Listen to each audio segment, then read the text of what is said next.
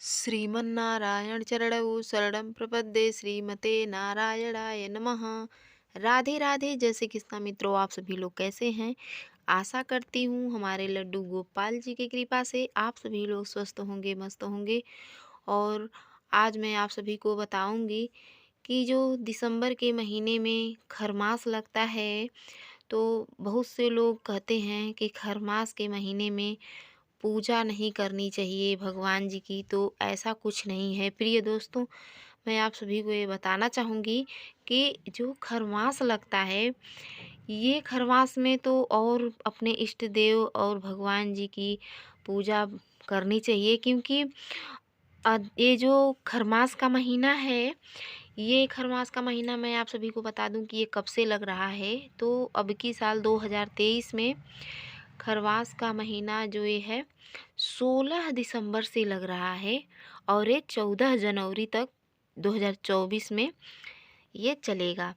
तो आप सभी को ये बता दें कि अगर जो लोग कहते हैं कि खरमास में भगवान जी की पूजा नहीं करना चाहिए, श्री सत्यनारायण भगवान की कथा नहीं करनी चाहिए, तो ऐसा कुछ नहीं है। देखिए, हमारे श्री धाम वृंदावन में भी और बहुत से लोग भी अपने घर पे श्रीमद् भागवत कथा का अनुष्ठान रखते हैं।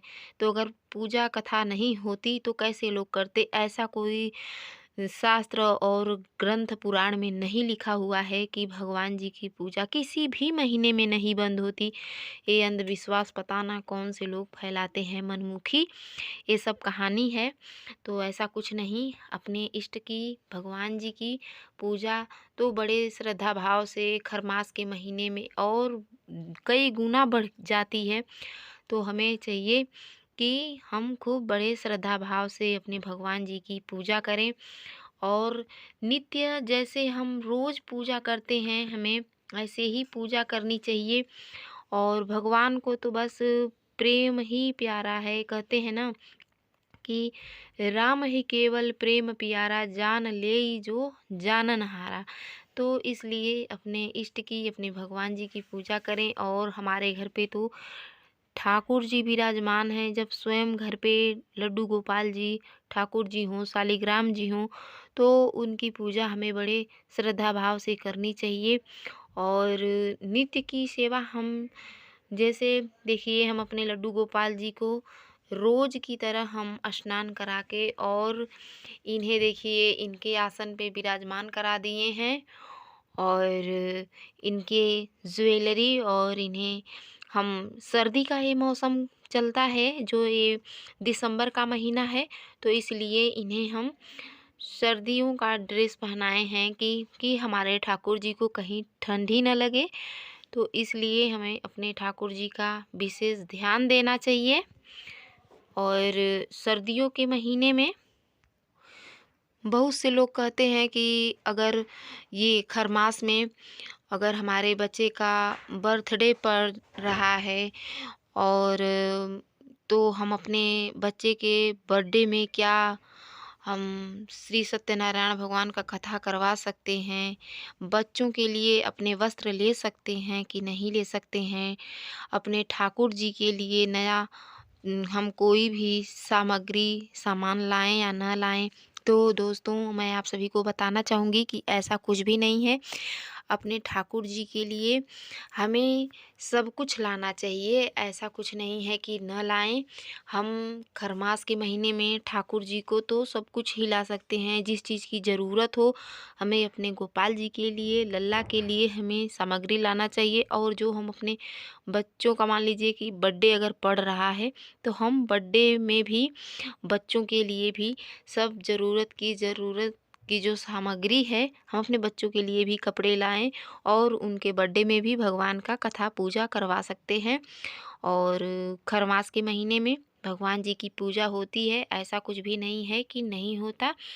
रोज की तरह हमें आरती पूजन जैसे हम करते चले आए हैं, ऐसे ही नित्य हमें करना चाहिए। और आप सभी को मैं एक बात और बताना चाहूँगी कि दिसंबर के ही महीने में अब की बार 17 दिसंबर को श्री बांके बिहारी मंदिर जो वृंदावन में है, तो बांके बिहारी जी का प्राकट्य उत्सव अब की बार 17 दिसंबर को ही है। तो हमें यही चाहिए कि उस दिन 17 दिसंबर को यानी उस दिन हमें अपने लड्डू गोपाल जी को सूर्योदय से पहले उठें और नित्य कर्म से निवृत्त होकर के अपने स्नान करने के उपरांत अपने लड्डू गोपाल जी को हमें पंच जैसे ये है ना बोलते हैं पंचामृत, तो हमें पंचामृत बना करके और अपने घर पे लड्डू गोपाल जी को बड़े श्रद्धा भाव से स्नान कराना चाहिए उस दिन।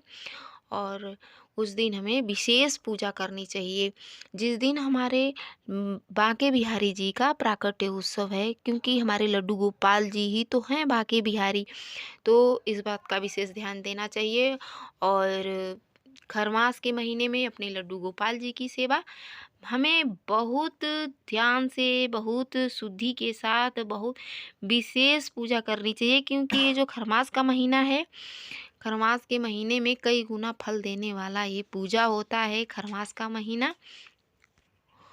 और ऐसे ही हमें पूजा करने के बाद हमें रोज़ की तरह लड्डू गोपाल जी की हम आरती उतारें और आरती के उपरांत हमें भगवान जी से क्षमा याचना करना चाहिए। हे प्रभु, अगर हमारे पूजा पाठ में कोई भी भूल चूक हुई हो तो उसे आप क्षमा करिएगा।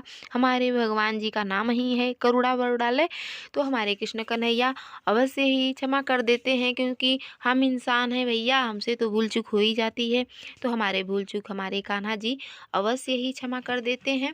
दोस्तों, अगर आप सभी को ये वीडियो अच्छी लगी हो तो लाइक सब्सक्राइब करना ना भूलें और कमेंट में लिखकर हमें ज़रूर बताएं कि ये वीडियो आप सभी लोगों को कैसी लगी। राधे राधे, जय श्री कृष्ण।